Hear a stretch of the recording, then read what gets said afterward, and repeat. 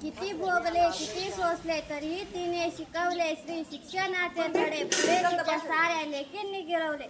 अध्यक्ष महोदय, पूज्य गुरुजन वर्ग आणि इथे जमलेल्या मित्रमैत्रिणींनो, आज 3 जानेवारी भारतीय प्रथम शिक्षिका मुख्याध्यापिका श्री शिक्षणाच्या प्रणेत्या क्रांतीज्योती सावित्रीबाई फुले यांचा जन्मदिवस। माझे नाव मानसी पांडुरंग चव्हाण, इयत्ता 7वी। तुझ्या उत्तुंग भरारी पुढे गगनी टेंगणे भासावे, तुझ्या विशाल पंखांखाली विश्व ते सारे वसावे, विश्व ते सारे वसावे। आज प्रत्येक क्षेत्रात स्त्रिया आपल्याला सर्वोच्च पदावर काम करताना दिसत आहे। असे कोणते श्रेय नाही जिथे स्त्रिया नाही।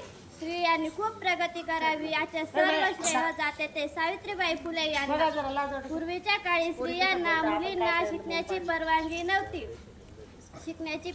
नव्हती। चूल आणि मूल एवढेच काम त्या काळी स्त्रियांना दिले गेले होते।